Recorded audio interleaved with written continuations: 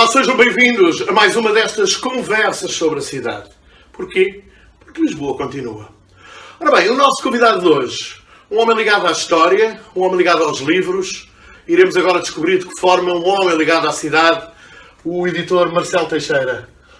Olá, Marcelo. Olá, João, obrigado pelo convite. É um prazer rever-te e falar um bocadinho sobre estas questões. Exatamente. Vamos falar um pouco sobre o teu percurso e da tua relação com esta bela cidade. Olha, tu nasceste em Bragança, em Carrazedo de Anciães, mas vens para Lisboa, estudaste arqueologia, história.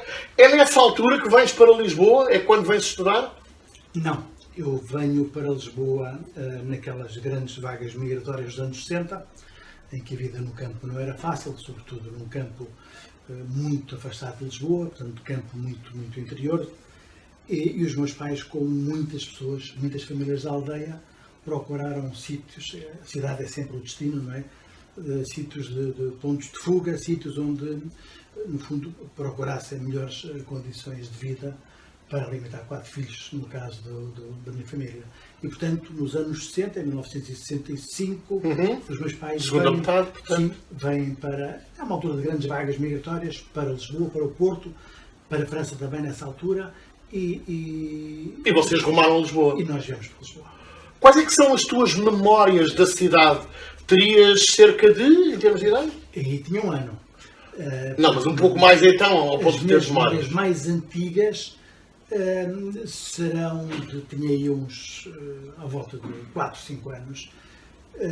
E curiosamente lembro-me de muitas luzes quando o elétrico dava a volta a Benfica. Ok. Portanto, terminava ali uma das carreiras do elétrico junto à igreja de Benfica. São as memórias mais antigas que eu tenho da cidade. E era outro mundo, não é? Era outra Lisboa, sem dúvida, não é? Era uma Lisboa ainda a preto e branco, pá, não é? Ainda no tempo de outra senhora. Havia também a Baixa, as montras eram outras, as lojas eram outras. Tens ideia disso? Tenho, claro. Eu digo isto porque quando se é criança, eu lembro-me pessoalmente, as lojas de brinquedos, por exemplo, que é uma coisa que hoje não existe, eram uma coisa fascinante. E havia uma frase mágica todos os dezembros que era vamos ver as montras. Exatamente. Vamos ver as montras de Natal. Que os meus padrinhos, com quem eu vivia na altura, ciclicamente, portanto todos os anos a minha madrinha me dizia vamos à Baixa ver as montras. E de facto era muito fascinante. Eu lembro muito daquele poema do António Reis, depois das setas montras são mais belas, não é? Quando estão fechadas, porque de facto cresce o apelo, cresce a vontade de querer ter aquilo que é que naturalmente não se tem acesso. E eu tenho muita memória dessas montras lisboetas e sobretudo do espanto, da imensidão de cores que eu via e que me fascinava. Muita cor, muita luminosidade, tudo muito intenso. É engraçado, eu estou a ouvir e estou perfeitamente a ver a Rua do Carmo e as montras dos armazéns do Chiado, que no Natal eram uma coisa absolutamente indescritível. E era motivo de romaria. Toda a gente ia-se à Baixa só para ver as montras e só para ver os efeitos de Natal. Exatamente. E com uma grandiosidade, volto lá com ela. Olha, falámos aí dos estudos de arqueologia, história. Essa fase estamos a falar o quê? Início dos anos 80?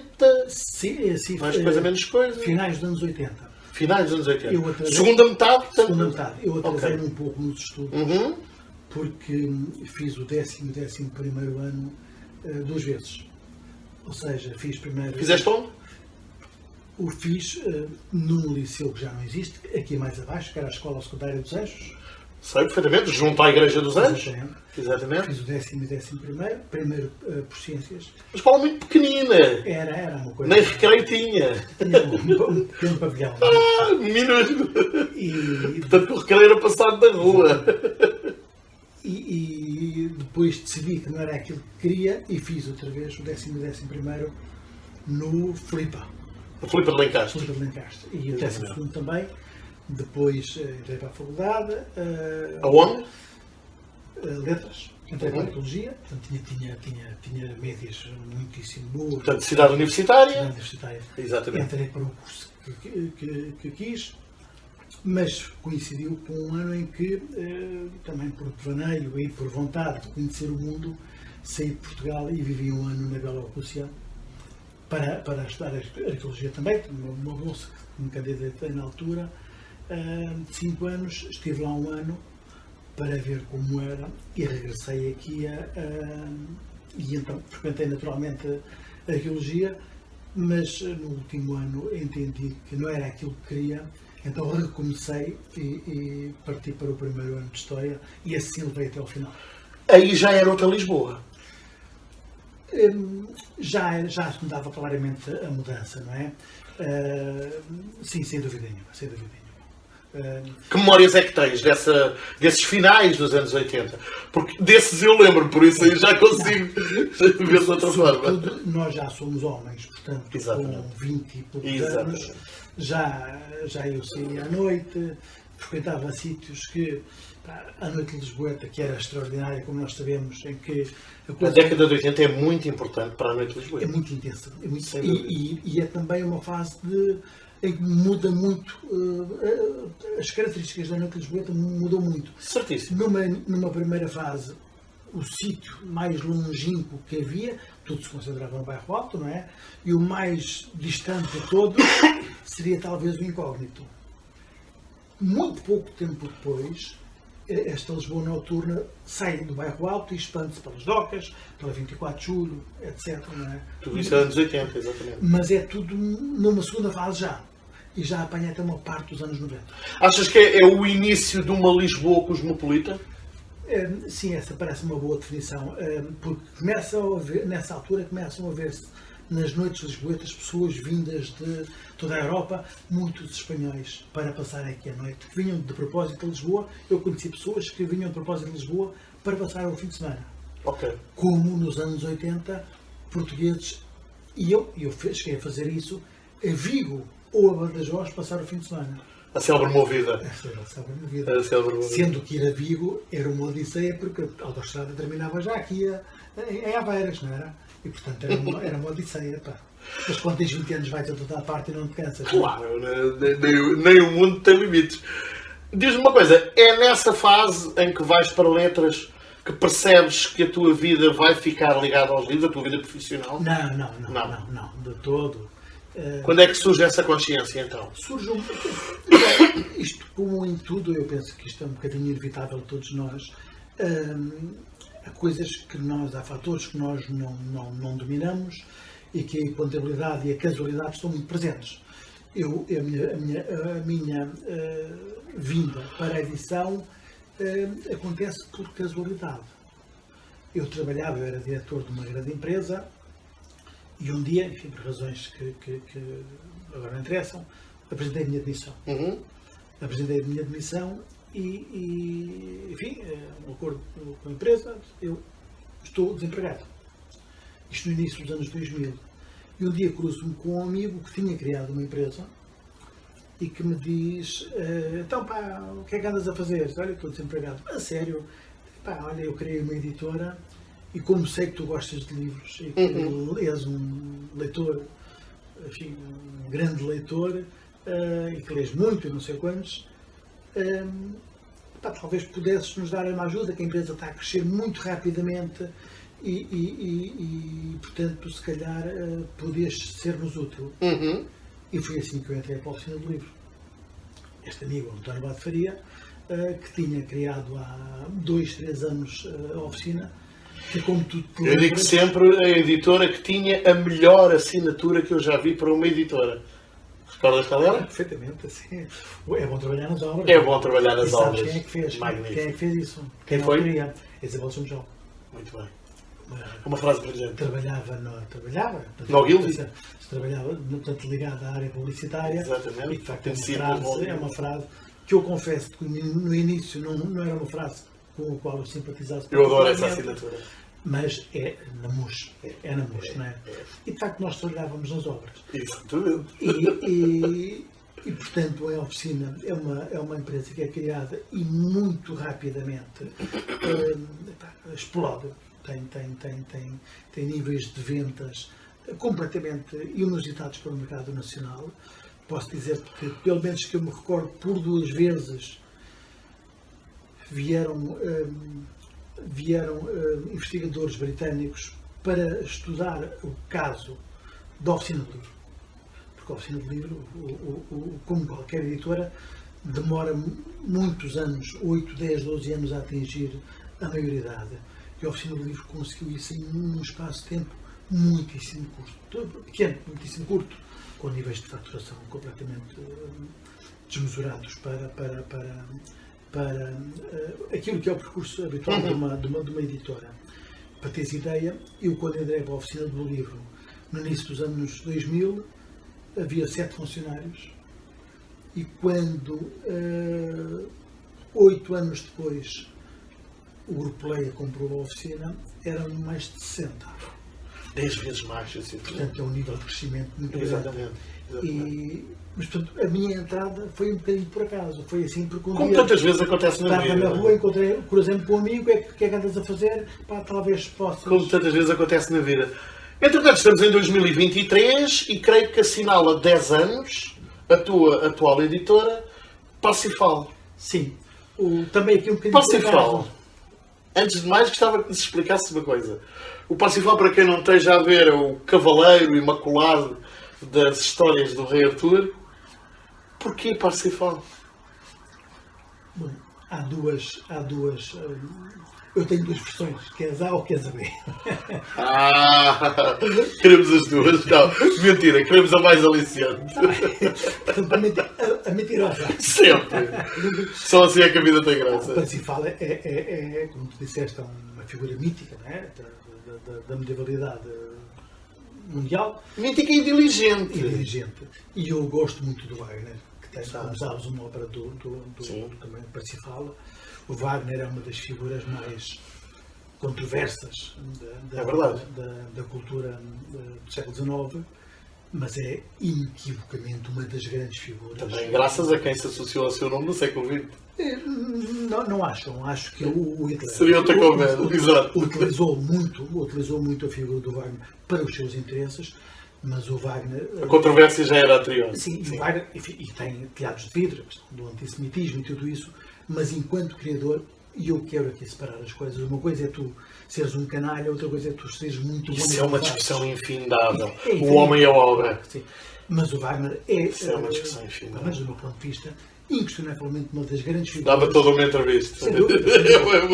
Mas para mim é uma das grandes figuras da cultura do século Portanto, no fundo, aqui o Parsifal é uma homenagem mais ao Wagner que ao Rei Artur. É isso que estás a dizer. Mas na verdade tem pouco a ver com isso. Apesar de eu gostar de Wagner, e o Parsifal não é das minhas criações favoritas, a verdade é que na criação da editora, que também aconteceu por acaso, um dia cruzo-me com um amigo que vive no estrangeiro e que me disse: então agora saíste do Grupo Leia, estás desempregado, o que é que vais fazer? E eu disse: olha, estou a pensar na vida. Então porquê é que não queremos uma editora? E eu fiquei a olhar para ele: podemos pensar nisso. Há aquele pequeno texto célebre do Cummings, não é? Let's start a publishing house.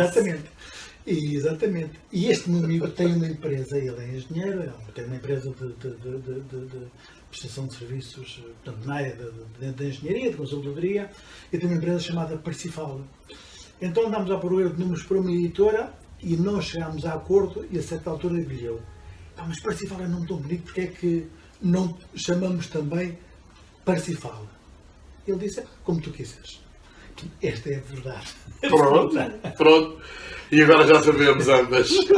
Vamos tentar esquecer uma delas. Olha, eu penso que o primeiro livro foi o Contos Capitais. E a frase de promoção deste livro dizia: todas as cidades escondem um segredo à espera de um leitor. Era um livro constituído por 30 autores, 30 cidades escolhidas. E eu fiquei a pensar, a memória que permanece de uma cidade depende, em alguma medida, da literatura que a usa como palco? Eu penso que sim, muito embora a cidade esteja em constante mutação, não é? Eu li há pouco tempo, durante a pandemia, foi ótima para mim, porque... É a cidade e a literatura, podia-te responder assim. Fiquei em casa a ler, claro. não é? E um dos livros que li foi o livro do Pamuk. Omar Pamuk? Sim, o Museu da Inocência. Aliás, na altura li 2 livros dele, e aquela Istambul que ele refere, para mim foi um regresso à Istambul que eu conheci. E é curioso como, por muito que tento estudar uma cidade antes de ir, que é o que eu faço, e eu felizmente tenho ao longo da minha vida, conheci desde a Ásia, a América, o continente americano, a África, tenho viajado. E tento, antes de ir, aqui a parte mais estimulante para mim é, eu quando chego a uma cidade já sei tudo. Penso ok, sim. Claro, com nada que a realidade acaba por Oxalá. E ele tem sentido, e é aquilo que verdadeiramente que é aconselhável, não é? Sermos Eu surpreendidos. diria que é quase o que nos move para viajar, mas Claro. enfim. Ia dizer qualquer coisa, mas é para Por causa da questão do ler antes, do preparares-te, no fundo também é criar uma expectativa, não é? Somos sempre surpreendidos, e ainda bem. Ok. Somos sempre surpreendidos. Às vezes... Mas esta questão dos livros que se produzem sobre uma determinada cidade ajudarem a fixar um imaginário. Sem dúvida. Não, e sobretudo estimulam a visita. Não é? Eu lembro-me em 2003, quando o Miguel Sousa Tavares publicou o Equador, Sim. no ano seguinte o turismo para São Tomé e Príncipe Claro. disparou para níveis nunca pensados. Um dia um cunhado meu telefona-me e diz-me assim: estou aqui no Hotel Plana, em Lourenço Marques, Maputo, não é? Só na esplanada estão 3 pessoas a ler o Equador. Exato. E toda a gente Era o cartão de visita naquele momento. Toda a gente ficou com vontade de ir a São Tomé. E a literatura tem esta coisa extraordinária que é, quando um livro marca, tu naturalmente queres ir conhecer. Só um pequeno parênteses. Achas que hoje, por vezes, vai-se falando do chamado turismo literário. Achas que essas relações entre turismo, literatura e economia estão a ser devidamente aproveitadas? Ou... Muito sucintamente, não é esse o tema da conversa. E a sua insuficiência, não tenho... Mas a tua sensibilidade.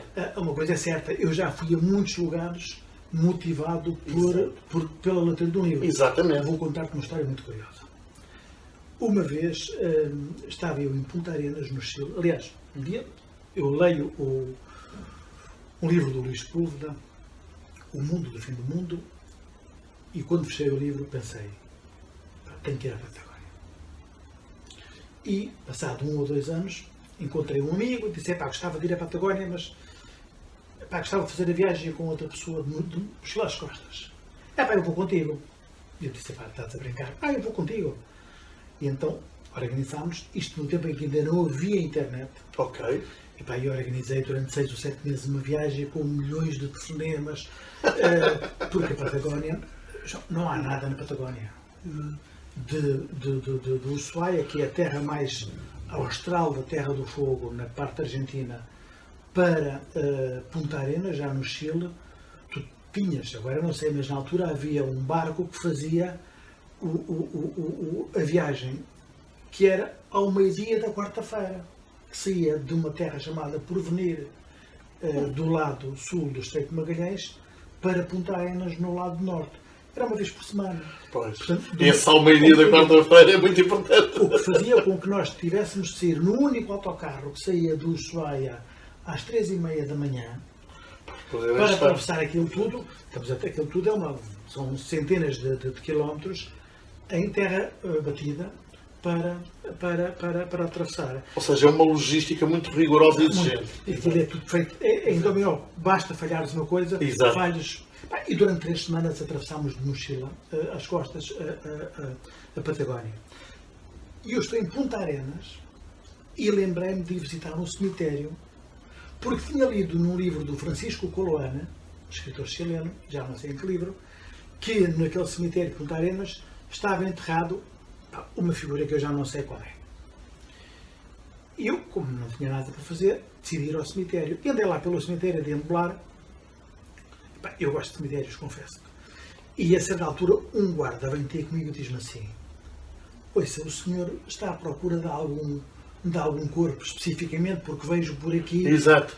Eu disse: não se preocupe, só estou a passear e tal e tal. Mas continuei à procura. Aí o tipo a bicar-me, como dizem no O Tuga desenrascado, como vem. Exatamente. E veio novamente ter comigo e insistir: mas tenho a certeza que não precisa de ajuda? E eu disse: Eu aprendeste. Na verdade, gostava de saber onde é que está o corpo da Plantão, figura, não sei quantos.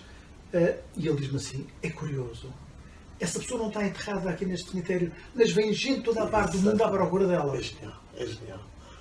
Como se dizia em Hollywood, não é? Quando a lenda é mais forte que o facto, publique-se a lenda. E, portanto, um livro, que eu já não sei qual é, Cabo Hornos, ou não sei, enfim, contos do Francisco Coloana, que ele tem 2 ou 3 livros publicados em Portugal pela antiga Teorema,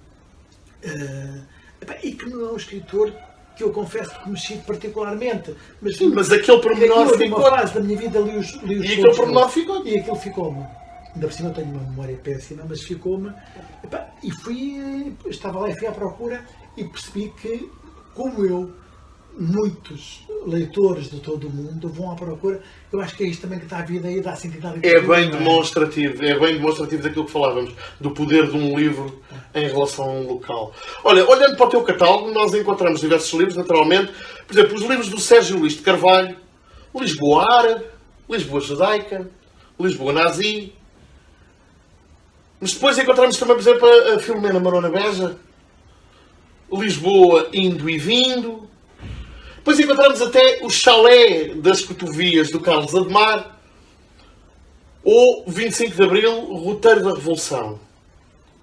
É engraçado porque ao longo de um catálogo, e aparentemente seriam livros diferentes, autores diferentes, abordagens diferentes, mas são retratos de Lisboa. Sim, há uma complementaridade muito grande em todos eles. Não é? Da Raquel é de um período muito específico, um período histórico muito específico, que é o 25 de Abril, não é? Os do Sérgio sobre diferentes enfoques. São, no fundo, é a análise, a interpretação, enfim, a explicação de Lisboa ao longo dos séculos. São, no fundo, olhares mais setoriais. É um trabalho extraordinário. É de um ponto de vista. É de um ponto de vista, portanto. Lisboa, de facto, nós temos milhares de anos de história. E os da Filomena, que são extremos, além de serem muito bem informados, digamos assim, são altamente afetivos. E a Filomena tem uma peculiaridade, atrevo-me a dizer, é dos poucos autores portugueses que têm voz própria. Porque, e não vale a pena naturalmente agora, enfim, entrarmos em pormenores, mas eu noto que há escritores, os novos escritores portugueses, há 2 ou 3 de facto muitíssimo bons, mas há também, do meu ponto de vista, se calhar estou a ser injusto, uma normalização do discurso narrativo que, enfim, isto não é por acaso, isto é até reflexo do que é a sociedade atual também. Estamos todos a escrever da mesma maneira e todos a escrever o nosso mundo que termina no fim da rua e um bocadinho olhar para o nosso umbigo. E a Filomena Marona Beja foge claramente a esta caracterização. É uma escritora consolidada, com bons prémios. Mas e que em vários livros tem de facto essa relação, eu volto a referir, afetiva com a cidade de Lisboa. A Filomena conhece muito bem a cidade. E as suas histórias. Eu estou-me a lembrar de um livro que não é do teu catálogo, que eu gosto especialmente, que é o Buto da Isé. Gosto especialmente porque, infelizmente, tem que ver com um episódio que tem que ver com a minha adolescência. Portanto, há toda essa carga e essa afinidade, não é? E vou-te dizer natural. uma coisa que tu se calhar não sabes, João. Eu, em agosto de 1989, antes de ir para Minsk, para a Bielorrússia, onde, como disse, estive lá a estudar da bolsa para estudar a arqueologia que tinha ganhado, no dia anterior à minha partida estive a comer caracóis com o Zé até às 4 da manhã. Com o Zé que está nesse título. Queres dizer quem é esse Zé? O Zé da Messa, não é? Para quem não saiba. Estivemos Zé da Messa que foi assassinado à porta do PSR. Por skinettes aqui mais abaixo. Estamos a falar de 89. Okay.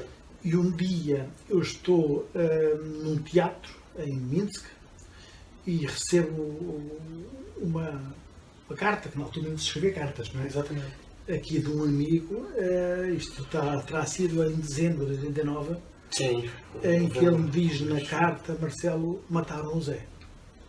Portanto, eu soube disso em Minsk. Esta é a prova que as histórias menos felizes também são as histórias de uma cidade.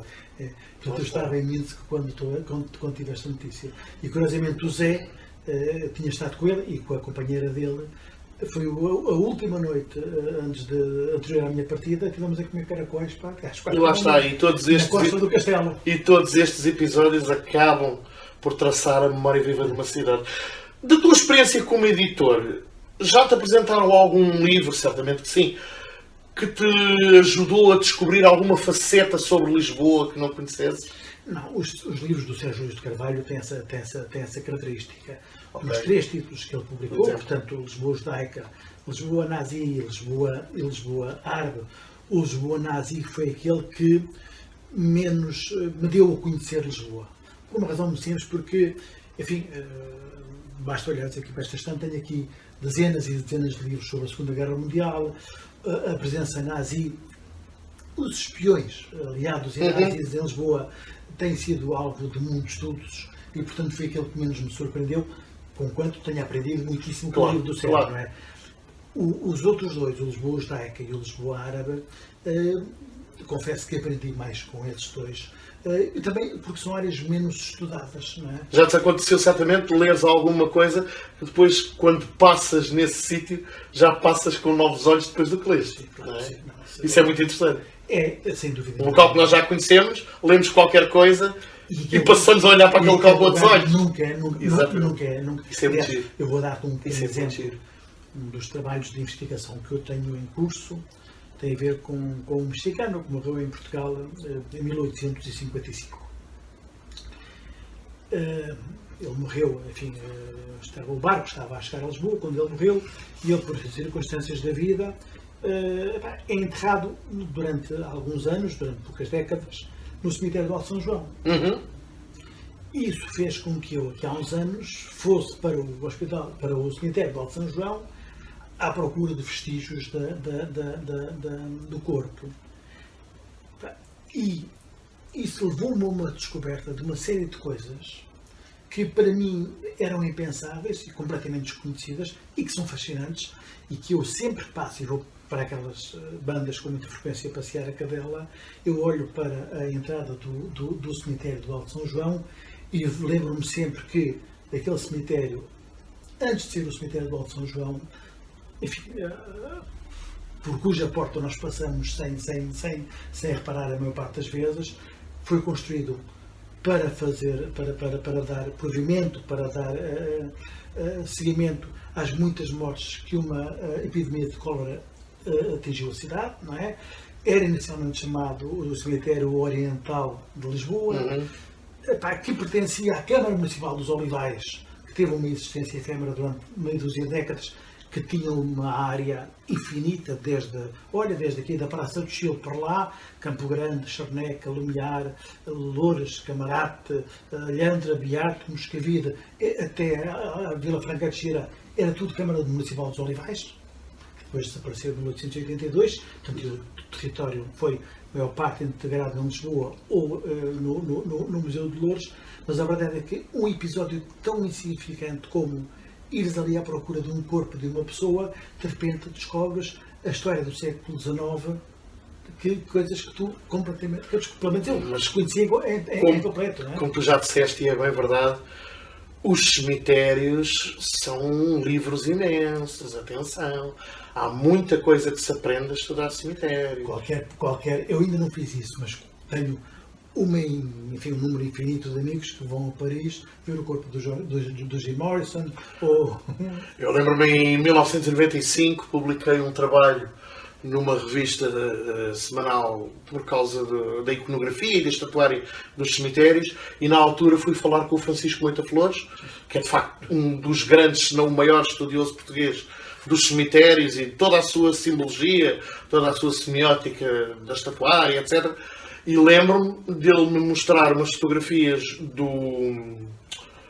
do jazido do Palmela, ali nos Prazeres, e perguntar-me, então, o que é que acha desta imagem e tal? E que ele tem um gradeamento à volta, tem o jazigo com a família, e entre o gradeamento e o jazigo estão enterrados os criados.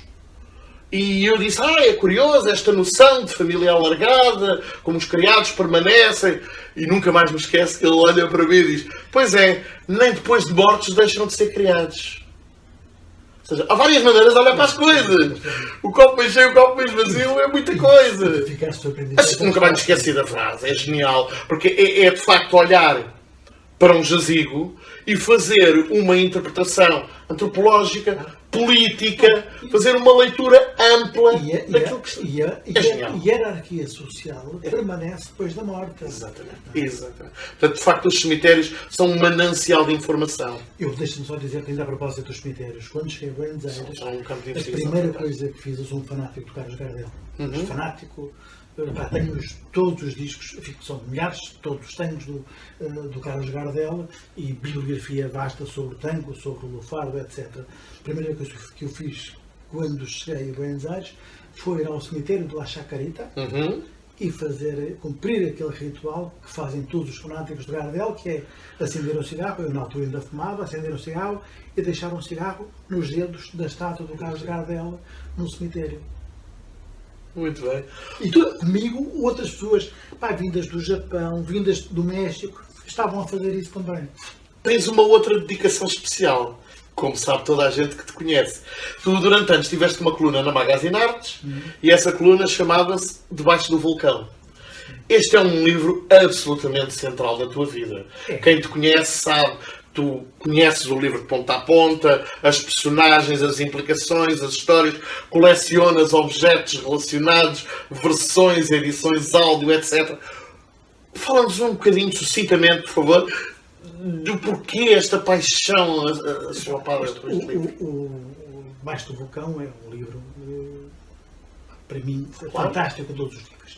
Mas aí, enfim, não estou sozinho, a maior parte das pessoas que eu conheço, leitores que leram o livro... Se poderia aplicar-se a muitos livros, e a tua relação com este livro é especial. Frequentemente, na lista dos 100 livros mais importantes do século XX, em várias listas está o Debaixo do Vulcão. Os outros livros, a obra do Malcolm Lowry, a outra obra é para mim menor, enfim, não digo isto com gosto, mas enfim, é o que considero. Ele, em vida, publicou apenas um livro, que é metade do livro é plagiado. Ele próprio impediu a reedição do livro, assume e arrepende-se de ter plagiado grande parte do livro, e todos os outros livros são publicados, já ele não está vivo, portanto, são intenções que há que lê-las com muito cuidado para perceber qual é que é o seu nível efetivo de intervenção, não é? O Debaixo do Vulcão é um livro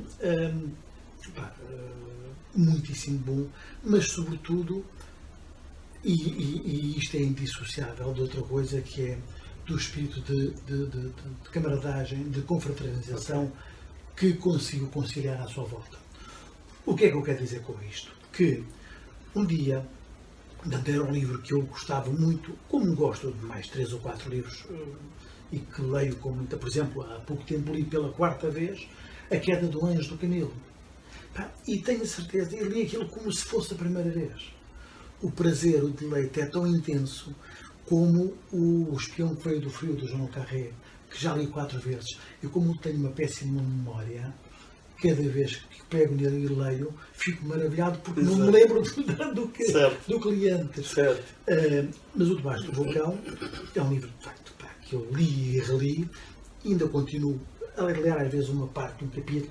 Mas um dia estava a ler um jornal qualquer mexicano na internet que anunciava que daí 15 dias ou uma semana e meia, uma coisa do género, ia haver mais um encontro no México sobre o baixo vulcão. Pá, eu pensei, epá, eu gostava de estar presente. Então comprei o bilhete de avião, antecipei as férias e aterrei no México para ir a esse encontro internacional. Epá, e digo uma coisa, João. Conheci nesse encontro pessoas que, vindas de todo o mundo, admiradores da obra do Malcolm Lowry, sobretudo do Baixo do Vulcão, que se reuniam informalmente para falar do livro. E a partir daí, enfim, periodicamente, todos os anos encontramos essa malta, fizemos um encontro, todos os anos fazemos um encontro em Cuernavaca, no México, onde o grupo está sediado. Todos os anos chegam pessoas para dizer, vocês já perceberam, analisando deste ponto de vista, ou alguém que fez um documentário sobre aquilo, ou alguém que escreveu um poema ou fez um filme sobre aquilo. Então encontramos todos os anos no Dia dos Mortos, porque o Baixo do Vulcão é passado no Dia dos Mortos, portanto no 1º de novembro de 1938, e reunimos como uma comunidade de leitores dedicada a um livro. E em 2018, se não me falhar a memória, 2018, pela primeira vez eu trouxe para Lisboa esse encontro.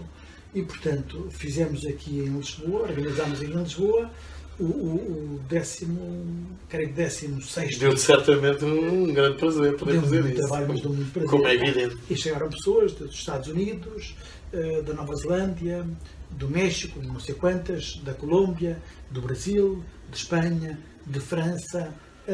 Alguma vez publicaste o Baixo do Vulcão? Não, enquanto editor? Não, tenho pena. O livro foi publicado inicialmente pela Livros do Brasil em 1961 e depois em 2007, com os 50 anos da morte do Malcolm Lowry, foi reeditado pela Relógio d'Água, usando a edição, a tradução inicial de 1961 que a Livros do Brasil tinha. Portanto, os direitos de autor ainda não são do domínio público, vão ser dentro de pouco tempo. Mas... E tencionas fazer uma edição? Não é que não mereça. Não sei, seria legítima essa tentação, não é? Sim, sobretudo fazer uma edição, há uma tentação grande. Nem que fosse para assinar um prefácio muito pessoal, imagino. Sobretudo, que é uma coisa que eu noto que a edição podia ter um bocadinho mais desenvolvido,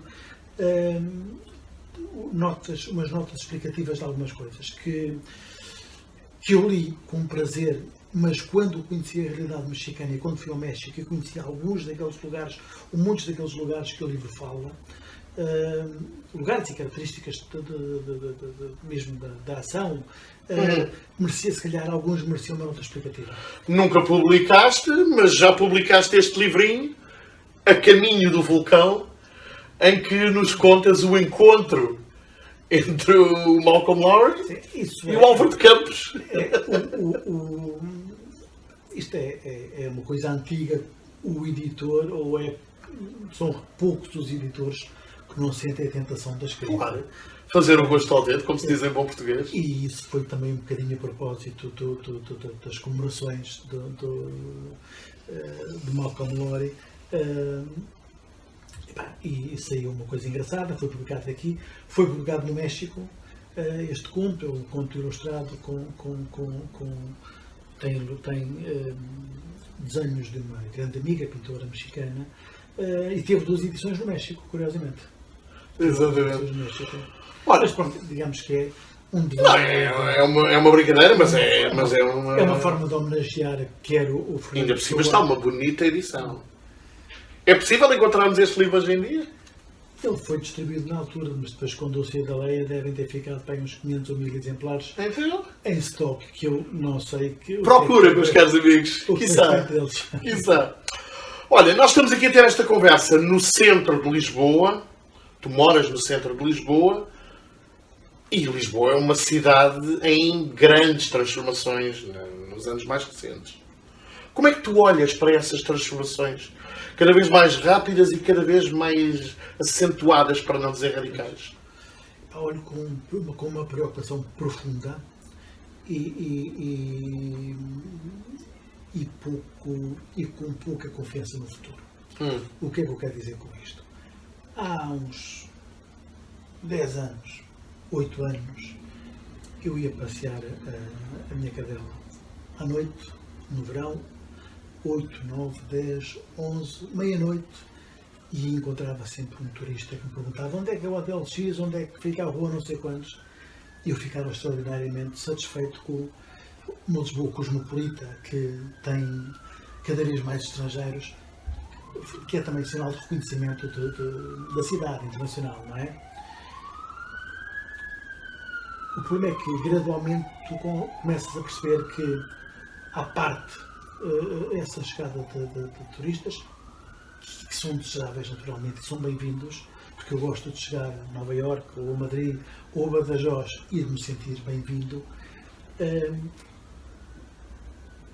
há que perceber que, se isso não acontece de forma sustentada, ninguém ganha com isto, a não ser uma pequena corporação de pessoas que ganha, e está a ganhar efetivamente muitíssimo dinheiro com isto, que tem um impacto diário em quem vive na cidade e, sobretudo, naquilo que devia ser estruturante para o futuro da cidade, que é... Pronto, a cidade enquanto entidade, exatamente. Fixar jovens, fixar populações, porque tu tens famílias neste momento. Isto é, todos sais aqui à rua, vês a quantidade de sem-abrigos que vivem aqui na... Hoje em dia já é em tendas, já estamos nessa fase. Já há algum tempo, João, já há algum tempo. Que é quase uma normalização da situação. Ali nas traseiras do Banco de Portugal há pelo menos 4 ou 5 anos que estão ali dezenas e dezenas e dezenas. Portanto, a cidade não pode escorraçar, não pode expulsar habitantes. E não pode conviver com a naturalidade com esse cenário. Para dar lugar a quem pode pagar, a quem ganha 5, 6, 7 mil euros de salário por mês e que pode pagar 2 ou 3 mil euros de renda de casa, quando as pessoas que precisam da cidade para viver, que têm filhos que andam aqui na escola, não podem ter acesso a essa habitação. E em relação à memória da própria cidade, achas que estamos a saber preservá-la? João, tu vais para o centro, vou-te dar um exemplo. Outro dia a minha mulher apanhou um táxi às 8 da noite e o taxista diz-lhe assim: são 8 da noite e a senhora é a primeira portuguesa que eu apanho.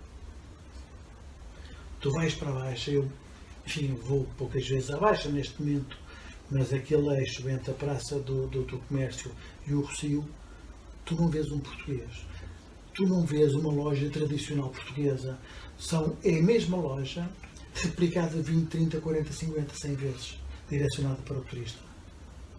Ou seja, tu estás a abdicar aqui estás a destruir toda a tua memória histórica e amanhã, por uma circunstância qualquer, lembras-te de umas bombas que foram colocadas no Egito no início do ano 2000, dos anos 2000, em que de um momento para o outro, milhões de turistas que todos os dias iam para o Egito deixaram de ir. Exato. Pois, a tendência, porque neste momento Lisboa está na moda, Portugal está na moda. No dia em que está na moda, sai de moda. No dia em que deixar de estar de moda, o que é que fica? Exatamente. Mas, sobretudo, enquanto está de moda, uma preocupação é o que é que nós fazemos quando aquelas pessoas estão mais desprotegidas. Essa é que é a grande questão. É que, eu felizmente tenho uma casa paga. Mas quem não tem, quem é que protege aqueles que estão mais vulneráveis? E se o Estado se abdica dessa sua capacidade de intervenção, pela qual está naturalmente obrigado, não é? Da qual naturalmente não pode abdicar, para quem é que protege os mais pobres? Já usaste aí mais que uma vez essa palavra, casa. Como... A casa é o nosso último refúgio. Se nós, quando alguma coisa não corre bem, ou a nossa gruta onde nós encontramos proteção, é na nossa casa. Como dizia o verso aparentemente simples do Herberto Helder, falemos de casas.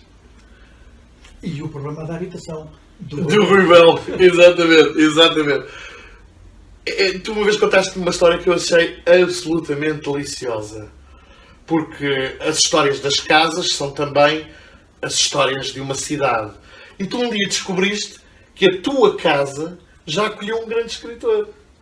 Sim, isso é uma história curiosa aqui a passar. É uma história deliciosa. Um dia tenho uma reunião com o António Redol, o filho do Alves Do Alves Redol. e ele oferece uma biografia do pai. Ofereceu uma biografia do pai. Portanto, eu estava em casa do António, na margem sul. Quando chego aqui a casa, sentei-me a folhear um pouco a biografia Do Alves do Redol. Alves Redol. Enfim, já sabia, mas referia na biografia que ele trabalhava numa agência, ou era dono, trabalhava numa agência de publicidade, e a certa altura tinha mudado a sua sede para outro lado, para a Avenida Almeida de Reis, número não sei quantos. Sim. E eu falei, mas isto é a minha casa. Mas isto é onde eu vivo. É delirante, desculpa, é E genial. então telefono ao António e disse, António, lembra-se do seu pai ter trabalhado dos escritórios na Almeida de Reis, não sei o quê, não sei em tal sítio, não sei quantos. Lembro muito bem, fui lá muita vez. Pois isso é a minha casa. É pá, não me É digas. espantoso, é giro. E aconteceu isso. Pá. É giro, é giro. Acho essa história absolutamente deliciosa e são aquelas coincidências que também nos ajudam a descobrir a história de uma cidade. Olha, falámos aí da questão dos turistas, há também naturalmente a questão da imigração. Achas que os vários imigrantes de diferentes proveniências, com experiências tão distintas, às vezes até idades tão distintas, que escolhem Lisboa como a sua casa, vou usar a mesma palavra, digamos assim, vão escrever sobre esta cidade, necessariamente com outros olhos? Eu não sei se vão escrever uma coisa, não tenho dúvidas. Lisboa é uma cidade maravilhosa. E pelos vistos eles gostam de cá estar, portanto têm a mesma opinião, gostam de cá estar. Mas entretanto alguns escreverão. Sem dúvida. E de que forma é que o facto de agora estarem aqui entrará nessa escrita? João, eu penso que isso pode ser um bom cartão de visita para a cidade. Aliás, se tu reparares bem, e isto é um exercício que eu tenho feito com muita frequência, na literatura estrangeira, lendo os escritores, lendo livros de romances, portanto, à escala de ficção, de autores franceses, ingleses, americanos, russos, etc., tu vês a presença de Madrid ou de Barcelona constante. E tu vês muito pouco a presença de Lisboa no imaginário ficcional do escritor de Boston, por exemplo, ou do Canadá. Sim. O facto de Lisboa estar na moda, eu penso, e enfim, tenho poucas dúvidas sobre isso, e eu acho que já se vê, há uma multiplicidade crescente de referências a Lisboa. De facto, Lisboa é uma cidade extraordinária. Não? Quantas capitais tu tens, João? Tu sais daqui da minha casa, sobes à Almeida de Reis, metes pela H. Coutinho, nós estamos a 4, 5 km, menos de 5 km do aeroporto. Quantas capitais têm o aeroporto dentro da cidade? Quantas capitais têm um castelo no meio da cidade? Quantas capitais têm o rio a passar pela cidade e tens praia a meio dos E o mar ao lado, exatamente. E praia a meio dos quilómetros. Sim. Isto é, o que para mim o que me surpreende é como é que isto não foi descoberto antes. Não é? Claro que há razões históricas, sobretudo ao longo do século XX, infelizmente há razões históricas para... Mas tenho alguma curiosidade em perceber o que é que todas estas novas vagas migratórias poderão produzir em termos de literatura. É uma dúvida pessoal. Presta-se a isso. Claro que sim. E o centro de Lisboa tem o centro, por exemplo, a parte árabe Uma coisa é ficção criada por quem nasceu aqui. Outra coisa é ficção criada por quem veio viver para cá. Certamente que será diferente, não é? Sim. É um outro filtro. Como tens, por exemplo, que é, já não me recordo, porque eu, na altura li, gostei muito dos primeiros livros, muitíssimo mesmo. Depois interessei-me, confesso, mas gostei muito dos primeiros livros do Pérez Reverte. Sim. E há um livro dele, creio que é Pelo do Tambor, que é passado em Sintra. Não sei se é... Não. É o Clube do Maço. Exatamente. O Clube do Maço. Que é passado em Sintra. É um livro fabuloso. Extraordinário. E um livro sobre livros, lá está. Não é por isso é que tu te lembras. É um livro sobre livros. Depois interessei-me um pouco, muito confesso, dizendo. E ele tem um livro muito bom, João, muito bom, que não é de ficção. É um livro chamado Território Comanche, publicado pela Presença. Que é fruto da sua experiência como repórter de guerra. Exatamente. Durante a Guerra da Sérvia. Foi um livro que gostei muito de ler. Olha, e dou-te mais um para meteres na equação. O Pintor de Batalhas. Sim, conheço. Que é, embora seja ficção, é também resultante da sua experiência como repórter de guerra e do quão crítico ele é de vários comentadores sobre a guerra, como ele dizia, quando chegávamos ao hotel com sangue debaixo das unhas e os víamos a dar conferências no hall, era complicado. E ele tem também um livro extraordinário, também fruto É um homem muito amargo, é um sua- grande escritor, mas é um homem muito amargo. mas fruto da sua amizade com um escritor mexicano, a Rainha do Sul. Acho que é a Rainha do Sul. que se Sim, chama, tem a ver com a questão do tráfico. Exatamente. do narcotráfico. Exatamente. Marcelo, terminamos esta nossa visita. Já andámos um pouco por todo o mundo e por várias épocas. E peço que termines a frase como te ocorrer. A minha Lisboa é... A minha Lisboa é, apesar de tudo, ainda a minha cidade favorita. E não é pouco. Muito obrigado, Marcelo. Foi um gosto. Obrigado. Quanto a nós, foi mais uma das nossas conversas sobre a cidade. Porquê? Porque Lisboa continua.